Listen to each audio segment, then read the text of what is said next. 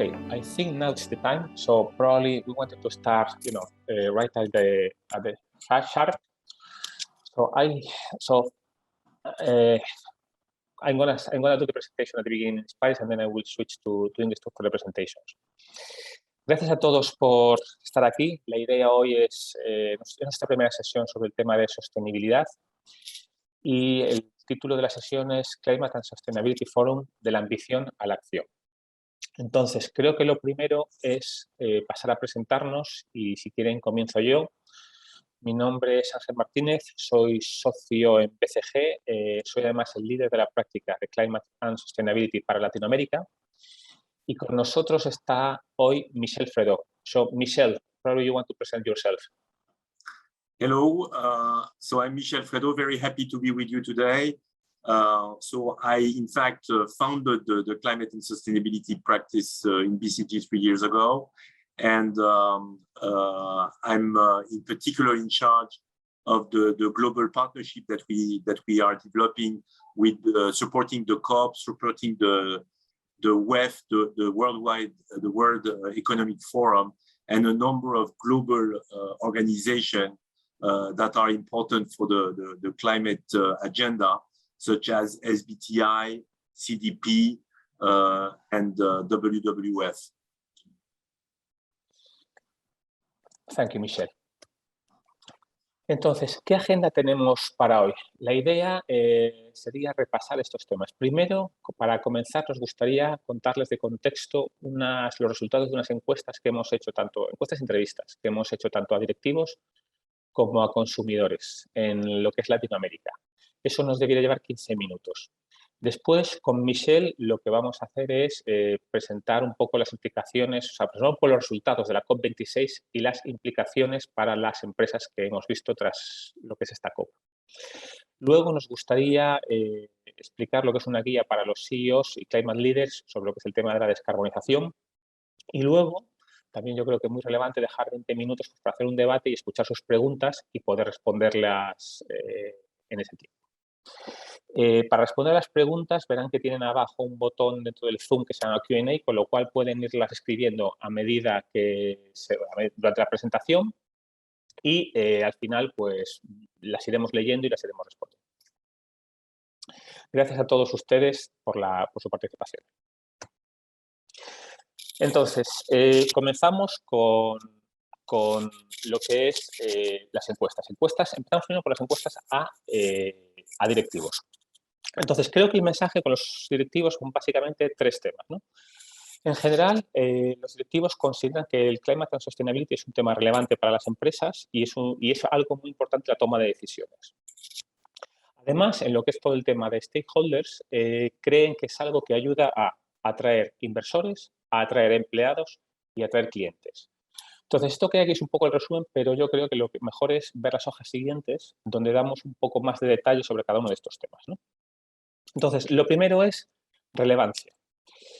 Cuando preguntamos a los directivos, esta es una encuesta que hemos hecho entre diciembre 2021 y enero 2022, o sea, bastante reciente, ¿no?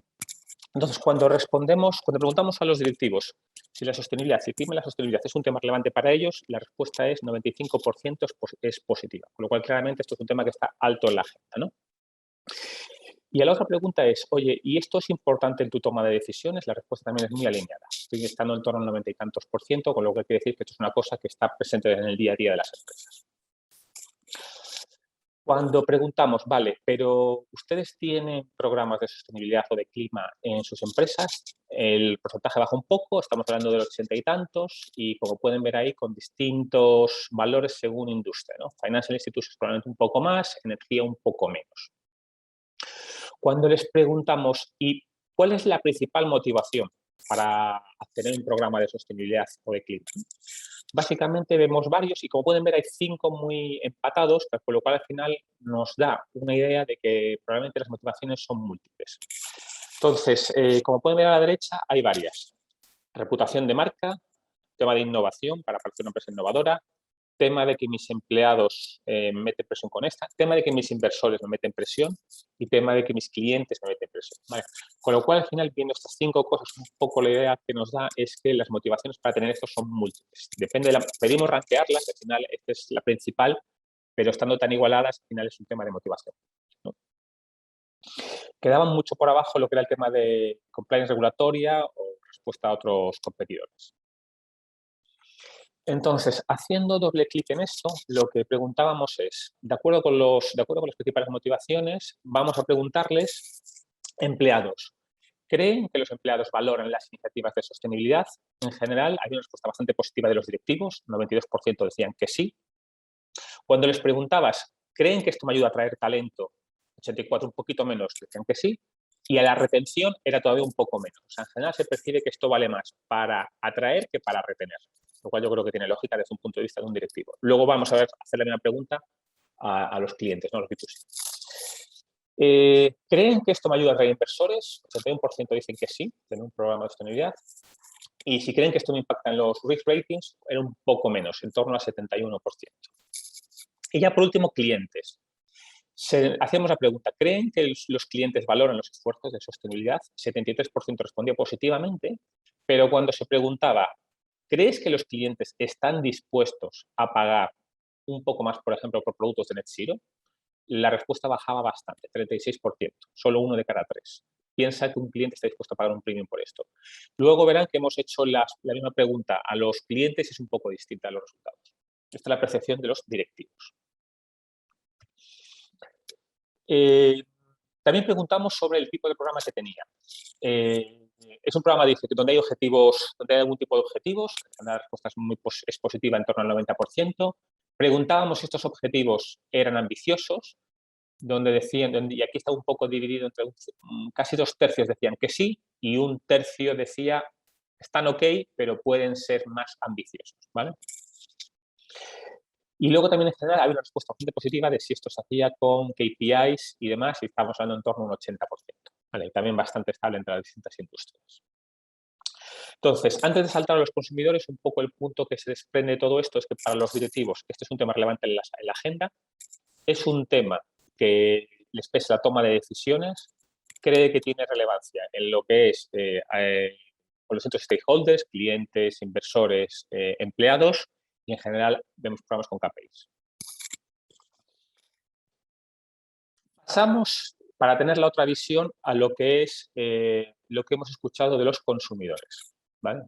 Y esto es también una encuesta en el mismo periodo. Hemos entrevistado a muchas otras personas en las distintas regiones de Latinoamérica. En Latinoamérica es España y South America, no incluyendo Brasil. Luego vemos detalles de los países. Entonces, los resultados, o el resumen es relevante para los consumidores, 3 de cada 4 dicen que sí. Se declara, pero se demuestra menos, pero se declara que estarían dispuestos a pagar un premium en algunos porcentajes, luego vamos a ver los detalles, y es relevante en la toma de decisiones, laborales. Y yo creo que lo mejor es ver los detalles en cada una de las hojas siguientes. Entonces, relevancia. Le hemos preguntado a los clientes, y este es el resumen por países, si a la izquierda creen que es un tema relevante en su vida diaria. Un 70% responde que sí. Y como pueden ver ahí, con distintas matices por los países, Panamá es probablemente el país donde esto tiene más relevancia, Argentina probablemente el que menos, ¿vale? Pero adicionalmente les preguntamos a los consumidores, de acuerdo que es relevante, pero priorízamelo, ponme un ranking con distintos problemas socioeconómicos que hay. Y preguntamos por corrupción, inseguridad, inflación, mercado laboral, el tema de climate change and sustainability, que es el que nos ocupa hoy, y temas de transporte, ¿no? Y les pedimos que pusiesen un ranking que priorizase entre 1 y 6, ranquease esos 6. De manera que cuando más, ese número que ven ahí es la media, de manera que cuanto más cercano está al 1 es más arriba y cuanto más cercano está al 6 más abajo, ¿no? Y la realidad es que Climate Change and Sustainability global de todas las respuestas es el quinto y según el país puede ser el cuarto, ¿no? El cuarto con Labor Market. Por ejemplo, en Panamá es el cuarto, en Chile es el cuarto y en algún otro es el cuarto. Entonces está entre el cuarto y el quinto. Con lo cual, un poco el resumen es, sí que ellos dicen que es un tema, los consumidores dicen que es un tema relevante en mi vida diaria, pero claramente está por detrás de otras prioridades, ¿vale? Y yo creo que eso tiene sentido. Preguntamos también, una de las cosas que queríamos identificar de este tipo de encuestas, una de las preguntas, ¿no?, que yo creo que es como la pregunta del millón, es, de acuerdo que esto es importante, pero los clientes en general están dispuestos a pagar un premium por un producto que está o descarbonizado o con una empresa que hace offsetting de emisiones o que tiene un programa de reducción de emisiones o programa de sostenibilidad, etcétera, que se está dispuesto a pagar por eso, sí o no, ¿vale? Entonces, eso es una pregunta que hacemos directamente a los clientes. ¿Qué nos sale? Y aquí lo que tenemos son distintas hojas, cada una por distintas industrias. Las vamos a repasar y la primera que viene aquí es la de Financial Institutions. Entonces, la primera pregunta es, ¿estoy dispuesto a abrir una cuenta o tomar un préstamo de otro banco? O sea, estoy dispuesto a cambiarme de banco para abrir una cuenta o tomar un préstamo. Si ese banco tiene un compromiso de reducción de emisiones, la mitad de las personas declaran que sí, ¿vale? Y Panamá, pues con un alto porcentaje sobre esto, y Argentina, pues, por ejemplo, un poco menos en línea con lo que vimos antes. Hicimos también la pregunta de acuerdo, y en tu mismo banco, si mi banco se compromete a eliminar sus emisiones de carbono, estoy dispuesto, uno, a reducir el tipo de interés que yo recibo en mi cuenta de savings, de ahorros, o al revés, estoy dispuesto a pagar una tasa más alta por un crédito que pueda tener, ¿no? Y lo que vemos es que los números bajan. Y baja todavía más en aquel el que yo tengo que pagar. Entonces, en un crédito, si yo tengo que pagar, solo el 17% estaré dispuesto a pagar un poco más por estar en un banco que se compromete a reducir las emisiones de carbono, y cuando es a recibir, estamos dispuestos un poquito más, 35%. O sea, nos cuesta más dar un poco que recibir menos, ¿vale? Yo creo que tiene sentido. Esto en cuanto a Financial Institutions. En cuanto a retail, hicimos dos preguntas. Una en lo que es todo el tema de supply chain, ¿no? De supply chain en la huella de carbono en lo que es el suministro. Y hicimos la pregunta, por ejemplo, para un computador. ¿Estarías dispuesto a pagar un premium entre un 5 y un 10 o un 20 por un computador que está transportado desde su mercado, desde su sitio de producción a tu sitio de consumo mediante una cadena de suministro, mediante vehículos que tengan una reducción o que no emitan CO2, ¿no? El porcentaje declarado es bastante alto. Estamos hablando de dependiendo del porcentaje de premio, pues en torno a la mitad de las personas declaran que sí, ¿vale? Y es bastante alto. Nos llama la atención, en general luego vamos a ver aquí varias, nos llama la atención la cantidad de gente que declara que está dispuesto a pagar un premio por este tipo de cosas. Y creo que un tema relevante un tema es declaración y otro tema es realidad. En ninguna de estas preguntas lo que hicimos fue preguntar por la realidad, porque muchos de estos productos no están disponibles, ¿no?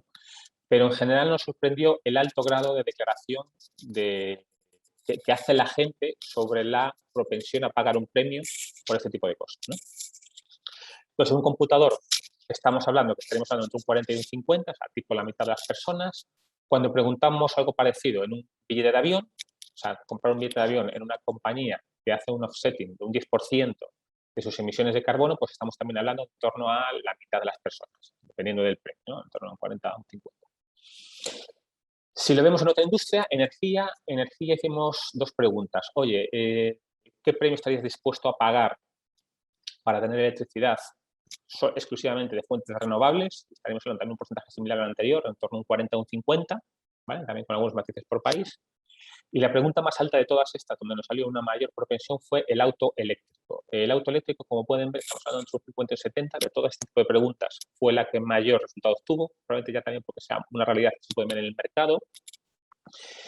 Y aquí, pues, 50% declaran willing to pay un adicional 5% e incluso un 20% hasta 70%, ¿no? Que obviamente estos datos contrastan con lo que es la realidad de ventas de autos eléctricos. Y ya la última, en cuanto a este tipo de preguntas, también lo hicimos en TMT y preguntamos cuánto estaríamos dispuestos a pagar por un plan de telefonía en una compañía que tiene un commitment de offset de emisiones. Nos dan unos números similares a los anteriores, entre un 40 y un 50.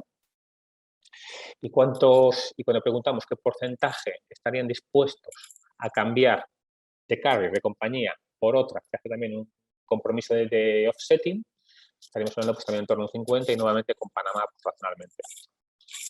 Entonces, en general, se observan declaraciones, no realidades, declaraciones de que la gente estaría dispuesta a pagar un premium razonable en muchas de las encuestas, ¿no? Y ya para acabar, en el tema de las encuestas, la última pregunta que hicimos es en el mercado laboral. Es un tema, la pregunta que hacemos ¿es esto relevante en el mercado laboral? Y lo hacíamos de dos preguntas. La primera es la de la izquierda, ¿no? ¿Estarías dispuesto a recibir un salario un 5 o un 10% menor para trabajar en una empresa que hace un offsetting de emisiones de carbono? Un 10%, solo un 10% respondió completamente, un 46% respondió posiblemente, pero dependiendo de otros factores, con lo cual una cosa entre medias, y un 36% claramente dijo que no, ¿vale? Y a la otra pregunta, que fue, pensando en lo que es atraer y retener, ¿no? Si mi compañía hiciese, moviéndonos a la derecha, si mi compañía hiciese un fuerte compromiso en los temas de sostenibilidad, estaría más motivado a permanecer, 67% dice que sí, o sea, claramente parece que ayuda. Y cuando estoy buscando trabajo, consideraría una empresa con una robusta política de sostenibilidad, 56% dice que no. O sea, en general lo ven más relevante para permanecer que para buscarlo. Probablemente porque cuando lo buscan no lo tienen y están más abiertos a cualquier opción. Y esto es distinto a la percepción de los directivos, que lo veían de manera distinta. Lo veían más importante para retener que para atraer. Y esto yo creo que es un poco el contexto, ¿no? Yo creo que el resumen de los consumidores es ese. En general, lo valoran positivamente y declaran importantes compromisos, o sea, declaran que están dispuestos a pagar una cantidad de dinero adicional por esto. Otra cosa es la realidad. Y ya, esta es la última página de esta sección y ya con esto paso a Michel sobre lo que es el tema de la COP26 y sus implicaciones. Michel. Thank you, Ángel. Yes, let me give you maybe in a couple of minutes the impression of what was the outcome of the COP before we discuss about the implication for corporations and the industry throughout the world. So needless to say that climate events are here and accelerating, and it's true everywhere. Drought, floods, hurricanes, etc. You see them in Latin America, you see them in Europe, you see them everywhere. And the science is pretty clear and more clear about, you know, the correlation about how much CO2 we put in the atmosphere and the acceleration of those. And the public at large now really is more and more and better educated. Now, when we got into the COP26, at the time, there were some doubts of the geopolitical situation. You could argue that today it would be even worse, given the situation with the Ukraine conflict. But already at the time, China, US, Russia was not obvious that everyone was going to converge on an agenda for the COP. Now, the pressure from the outside was there, both from the youth and the NGOs putting pressure, but also for each of the governments, as I said, science was more and more clear. So what came out of the COP is a bit the next slide that I try to summarize. I'm not going to go through all the elements, but you know, what came out, I think is important, is first, now you've got 90% of the world economy that is in there and has made their pledges for net zero after India and others have submitted their NDC, the nationally determined contribution. So now we've got those pledges. Those pledges doesn't help to reach 1.5 degree. I'll come back to that. But still, there's a promise. And the other problem we have is that behind the promise, there's no action plan really. The more advanced in terms of translating those pledges into policies, into investments and financing by industry are the European with the Fit for 55 Even in the US, you've seen that the Biden administration has got problems going through Congress to get those policies right. And therefore, even if those pledges is a good advancement, I think on the government side, which matters, it is still insufficient. Even though a number of advancements have been made on the Paris rulebook, in particular, which is good news, on transparency. They've agreed that they're going to report. And I remind you that in 2 years in the UAE, the COP28, there's the global stock take. So we're going to have the full picture of exactly where we are.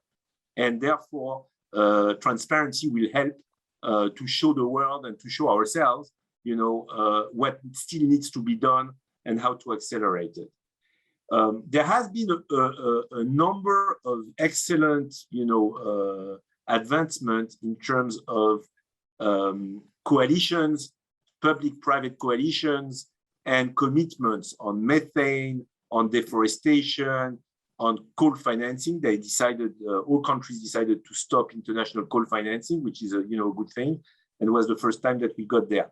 But what really stand out in this COP, if you ask me, was the private sector mobilization.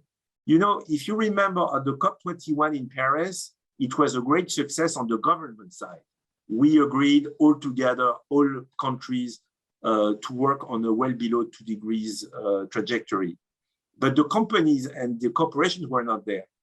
Today, I mean, at Glasgow, companies were there from the whole world, from all industries, with CEOs representation. I think it's important to say that more than 5,000 companies have committed to net zero and validated, and joined the race to zero that was launched by the high-level champion who mobilized all non-state actors.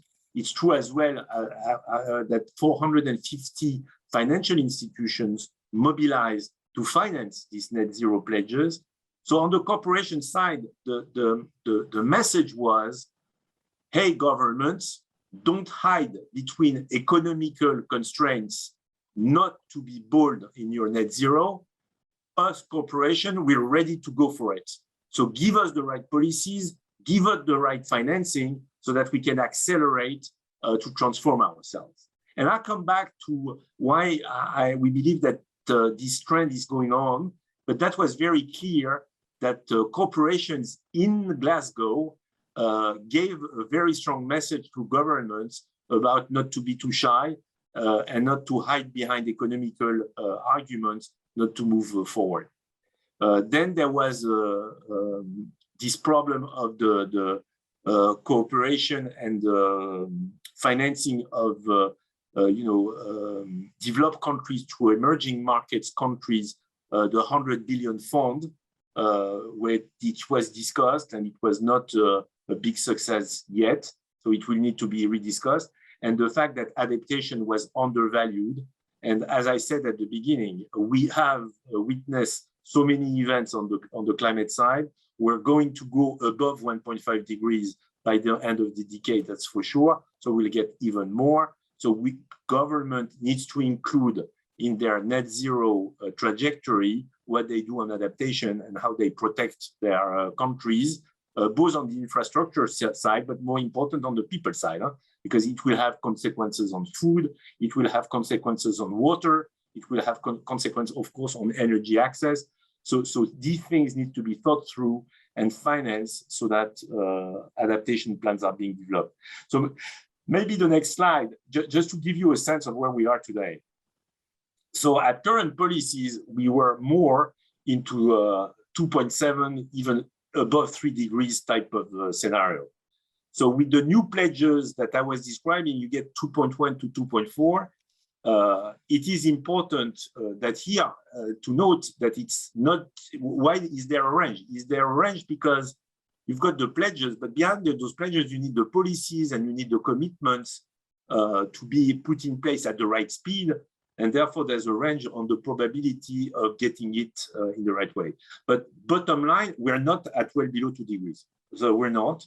So it means that in the next COP in Egypt, in the UAE, we will need to have discussions between the host country negotiating with most of the countries that are still late in their NDCs and not enough bold to progressively get objective to well below 2 degrees. And by the way, science is being very, very clear. Each 0.1 degree above 1.5 generates in biodiversity loss, in more migrants and people being exposed to climate events, more destruction of cities, sea rise, etc.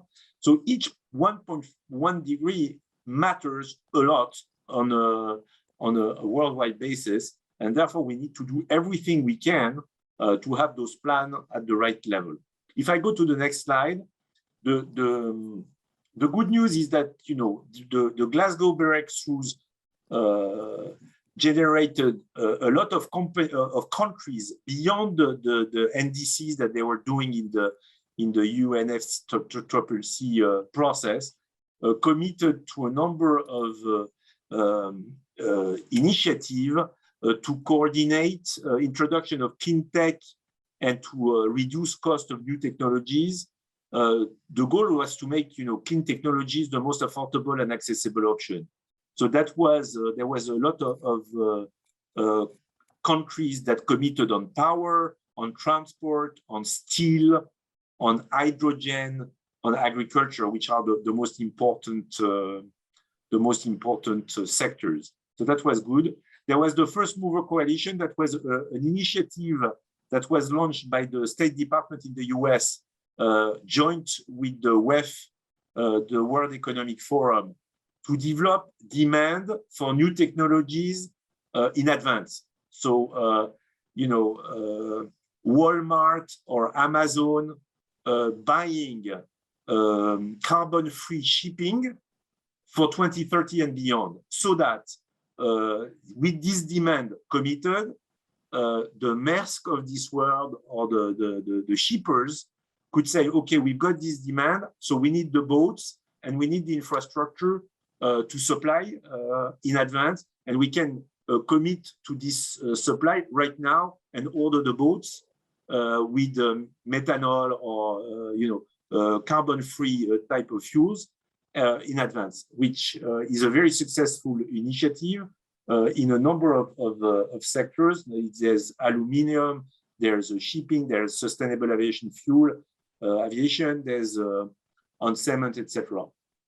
Breakthrough Energy Catalyst as well, which is a Gates initiative, funding, how to develop the new technologies that don't exist in the domains of electrical storage, in the domain of hydrogen, and find the right startups and the right initiatives around the world and finance them so that the new technology that will be required to continue to decarbonize industrial commodities will be available 2035 and beyond.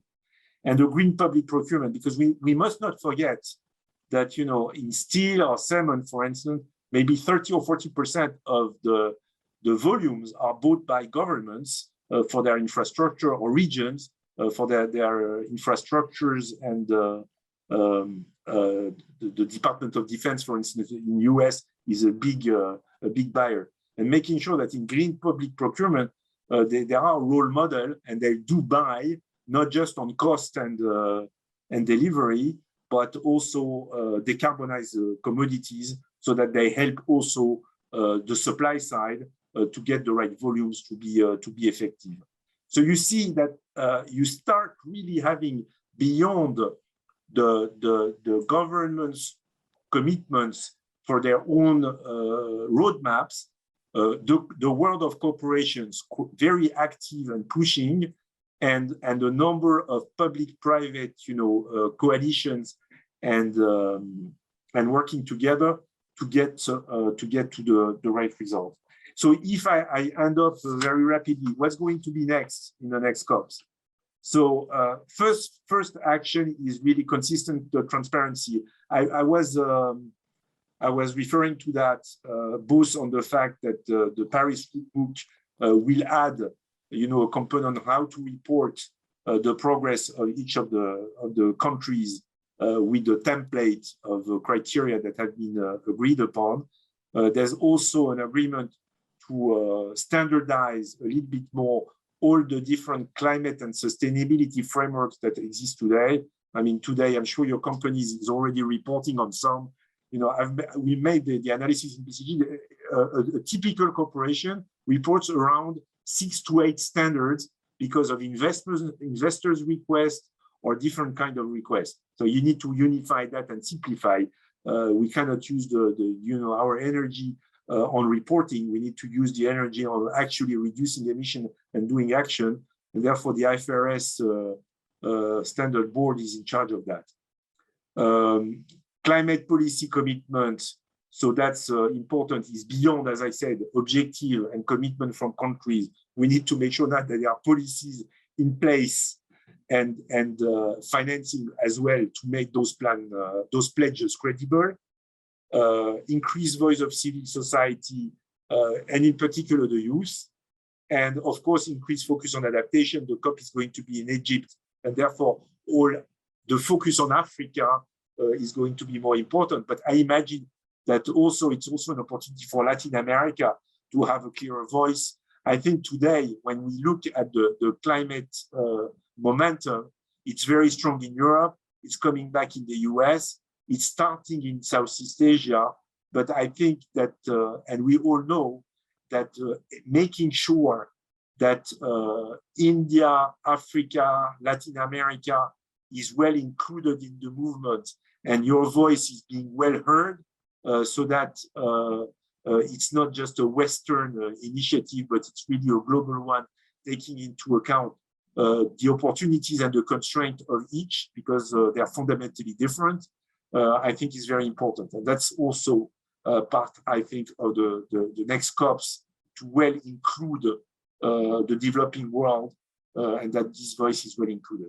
So that's a bit the picture I wanted to give you before we get more into what corporations are actually doing and what's the state of advancement on corporate side.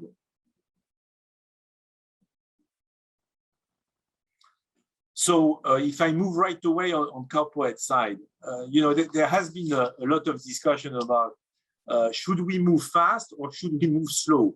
Because corporations say, look, it's going to add cost. So if my competitors are not doing it, I'd rather wait that I'm forced to do it. So is there a competitive advantage of moving first or not? First observation that I wanted to share with you, and that's a bit the illustration on this slide, is if you look at the forecast, that's forecast. In 2002, in 2010, the forecast on how solar, photovoltaic, wind power, batteries were going to develop over the years, okay? So new technologies at the time and the projection on how it was going to develop. And at the same time, which is correlated, the cost that we will reach over time on these technologies. And what you see is that we are systematically wrong on the speed at which new technologies penetrate, okay? So here on solar photovoltaic, it's by 36 times when you compare 2002 forecast, which actually what happened in 2020. But you see that the numbers are very significant about how wrong we were. So, today when we ask ourselves about hydrogen, about direct air capture, about CCUS, carbon capture, there's hope that we will go, and the technology and the innovation will enable us to get to those technologies in the money much sooner than when you think. So therefore, when you got that, including in your plan, at what speed do you need to go, hiding behind the fact that the technology is not in the money, I think is a dangerous argument, because then you don't develop your capabilities to handle those new technologies fast enough. And when they're in the money, already you're too late. And the next slide is also the pressure on companies to give more, to be more ambitious and sooner is increasing.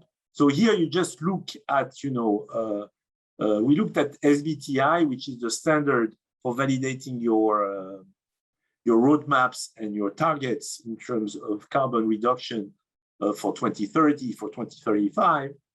And you see that at the beginning, companies could choose between a 2-degree scenario, a well below 2-degree scenario, or 1.5-degree scenario in terms of which scenarios they were going to get into before they set up their targets. And what you see is that in the last 5 years, now everyone's moving to the 1.5 degrees. And why? Because the world needs to move to the 1.5 degrees. And therefore, today, to be recognized by investors, by your employees, etc., I mean, just getting a scenario and a commitment on 2 degrees is clearly not enough. So you got pressure from the investors, the technologies goes faster. And then the last point is that there is a real opportunity to do it. So to move into the new world and making your business model compatible with the 1.5 degree world is an opportunity as well. It's not just that you're forced into it.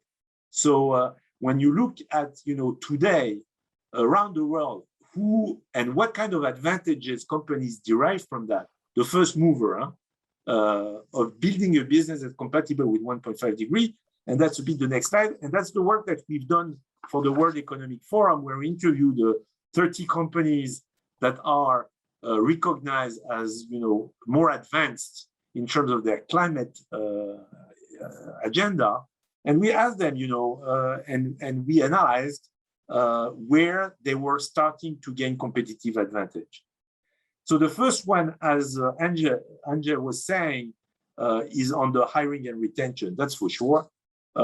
Talent seeks sustainability, and it's true both on the recruiting side, of course, but it's also true on their retention.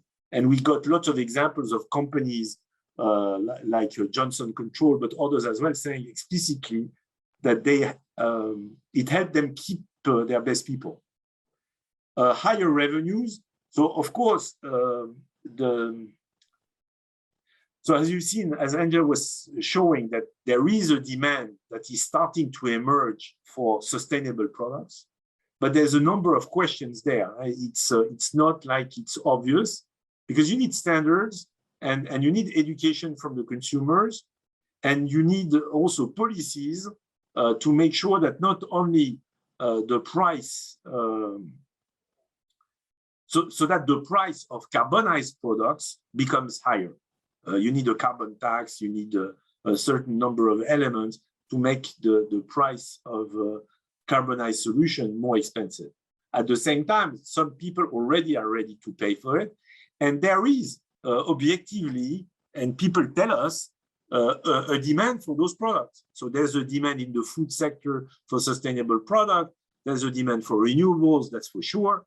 There's a demand for biofuels. There's a demand for a number of things that makes, generate those growth. And in fact, by discussing, with some European companies, you see that there start to be scarcity.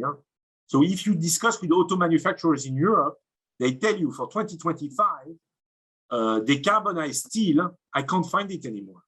There's not enough supply. So you start seeing on the plastic, recyclable plastic, we can't find it anymore. Discussing, with the Pepsi or even auto manufacturing plastics. Okay. The other thing that we were surprised, but is actually very, very strongly said, is that you save cash and carbon, because the first levers really that you need to put in place is reuse of some of the product, use of the waste. That doesn't cost much, and it's a way to but you also energy efficiency. You save cost and you save carbon. And in a number of situations, the fact of developing your own renewables, because renewables are not available, enables you to resell the electricity that you don't need on the network, and that also generates money. Regulatory risk, you need to be prepared. Then it depends on the context. But in Europe, for instance, you know the carbon tax is going to be there, and there's a number of geographies now where there's a carbon price, so you need to be prepared for that. And by the way, I think the real winner are those who are going to influence what the regulatory framework will be.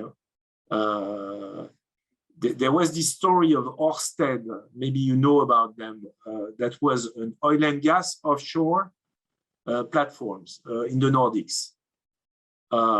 They moved their portfolio to 185% offshore wind, so from offshore oil and gas platform to offshore wind in 10 years. And they did that by influencing the local policies and the local regulation. So the government, in fact, helped them to do that. Cheaper financing, you start seeing really banks and the financial institution recognizing and rewarding those companies that have good grades on their ESG ratings. And all these elements together translated to, of course, a higher value. Although today it's quite difficult to really measure because there's so many factors, as you know, that influence the stock price. But you can see that the best practice, those in each sectors that enjoy the best carbon position and ESG in general, tend to have better market caps than the others.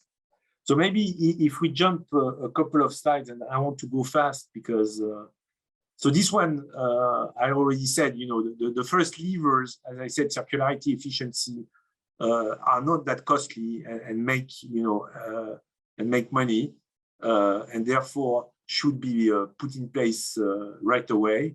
The next slide, you can shows in fact the money that you can make. And in fact, by developing the first levers that actually are good for your P&L, helps you finance the other ones. So that's a bit the yellow.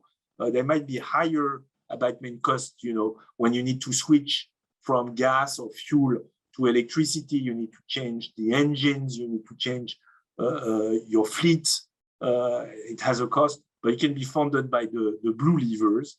So before you get to the red levers. So there's a whole set of elements that you can change within your organization, whether it's on your way to produce or in the way your logistics, etc., before you get into the very high cost ones, you know, where you need to invest in hydrogen or CCUS.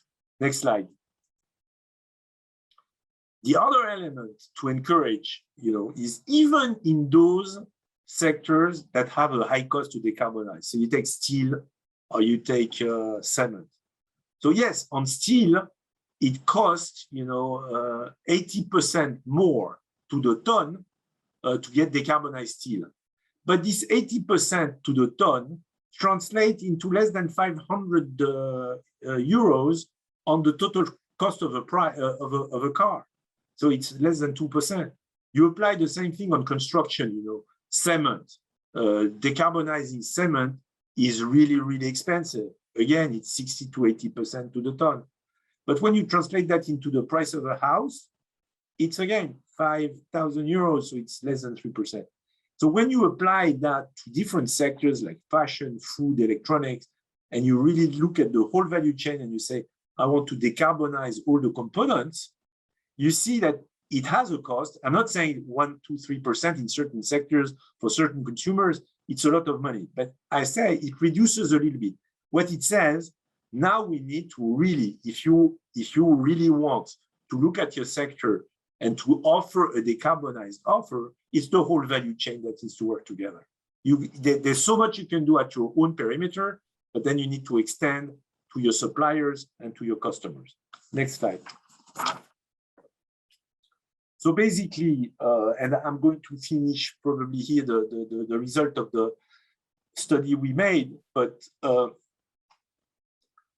the 5 ways to change the game on climate. And this is a conviction that, you know, it's for those players to be the first mover has an advantage because you raise the bar for your industry. You decide what is the standard. And if you don't do it, by the way, it's the Tesla story. Huh? Someone else is going to do it. Huh? And Tesla gets into electrical vehicle cars. And now you see the whole industry, auto industry, following them and following their standards.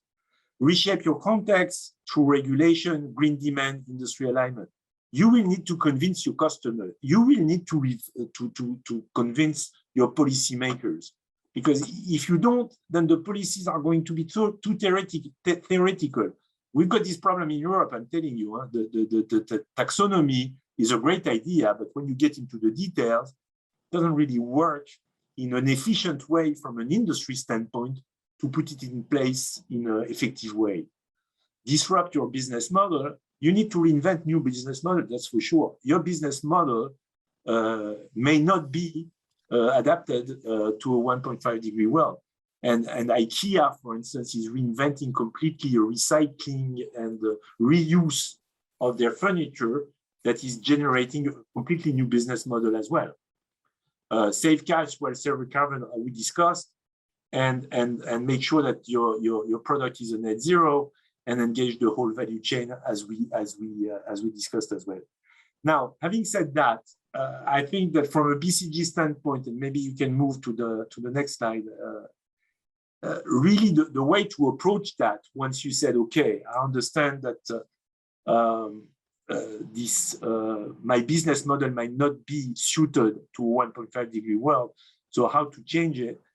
Our conviction, it's a complete transformation. It's a complete transformation to the sense that your business model may, depending on your sector, be completely different than the one that you have today. So it starts with strategy, as usual. You know, where do you want to go?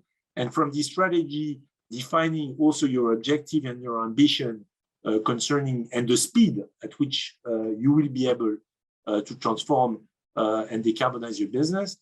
And then there's really two buckets. It's making the core sustainable, so the actual business, making it sustainable, whether it's in your factories, your logistics, and your route to market.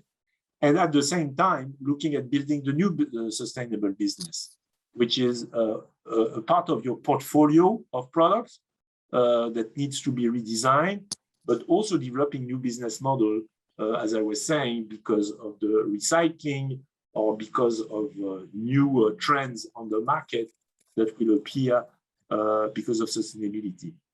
And then there is the whole enabling the transformation, because the people side dimension is huge. Huh? You need to train your people, you need to change your governance, you need to include a carbon price into your framework and decision making. So there's a whole set of transformation levers. And at the center, and this is I think the core of the issue, which is where's the value and where's the impact? Because if you're doing this and just at cost and it destroys your P&L, then in fact you're not going to make it, because you're not building a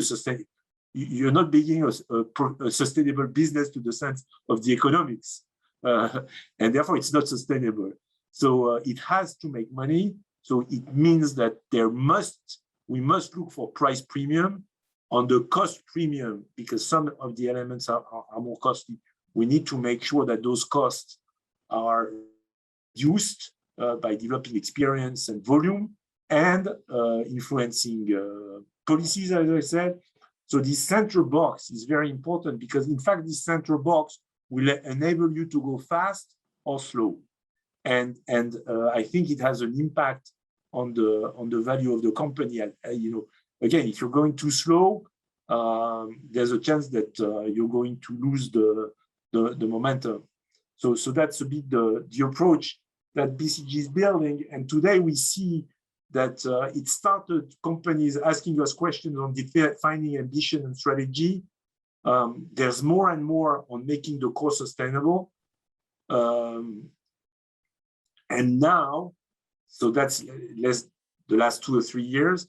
And now we see, for the most advanced companies, more and more discussion about building the new business and developing the new business. And in certain sectors that are a little bit more advanced, enabling the transformation, in particular on the people side, starts to be also in high demand. So, Angel, maybe the next slide. We talked a lot about scope 3,